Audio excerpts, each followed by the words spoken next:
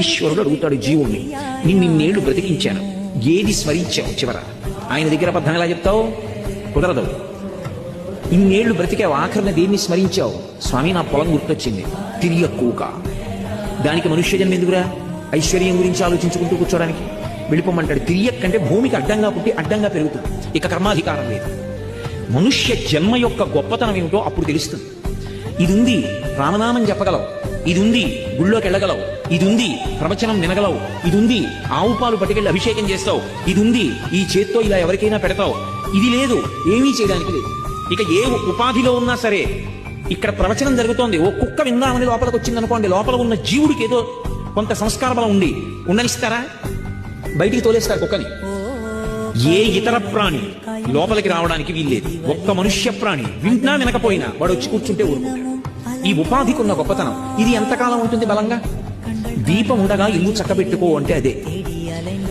అందరి గురించి ఆలోచిస్తున్నావు, బాగుంది. నీ జీవుడి యొక్క అభ్యున్నతి చేసినవి ఎవరు పట్టుకెడతారు? నువ్వే పట్టుకెళ్ళాలి, మూట తగిలించుకుని. ఈశ్వరుడి ముందు నిలబడాలి. ఎన్నాళ్ళు ఇక్కడ ఉంటావు? ఎప్పుడో అప్పుడు వెళ్ళి నిలబడాలా? ఇంట్లో ఉన్నటువంటి అన్నం ఉండేటటువంటి గుండిగలు ఉంటాయి, అటక మీద పెడతారు. ఎప్పుడన్నా శుభకార్యాలు వస్తే కిందకి దింపుతారు. ఆ గుండిగకున్నంత వయస్సు ఇంట్లో ఎవరికీ ఉండదు. ఆ గుండిగ ఉంటుంది 100 ఏళ్ళు, 200 ఏళ్ళు, 3-4 తరాలకి పెళ్లిళ్ళు అవుతాయి. నా ముత్తాత గారి పెళ్లికి ఇందులోనే వారిచేటండి అంటారు. ఏరి ముత్తాత గారు, ఏరి తాతగారు, ఏరి తండ్రి గారు, ఇంతమంది వెళ్ళిపోయారు. గుండిగకున్నంత వయస్సు మనకు ఉండదు. కానీ గుండిగ పుణ్యం చేయదు, నీ పుణ్యం చేయగలను. కోరి కోరి ధర్మమునందు అనురక్తి కలగకపోతే తర్వాత తిరియక్కుగా వెళ్ళిపోతావు. ఒకసారి తిరియక్కుగా వెళ్ళిపోయాడు అనుకోండి, మృత్యువునందు కూడా స్వాతంత్రం లేదు.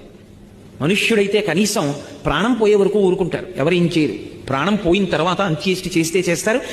అసలు నే చనిపోయాక అన్నదాని గురించి ఆలోచించడం అనవసరం. అది ఆలోచించవలసిన వాడు కొడుకు, అంతగా కాకపోతే పక్కింటి వాడు, ఇంకా కాకపోతే మున్సిపాలిటీ వాళ్ళు తప్ప. అసలు అది నేను ఆలోచించవలసిన విషయం కాదు. నేను ఆలోచించవలసిన విషయం ఇందులో ఉండగా నేనేం చెయ్యాలి? వరకు చచ్చిపోయిన తర్వాత నా ఆలోచన ఎందుకు? అసలు ఇందులో ఉండగా ఏం చేస్తావు అడుగు. శాస్త్రం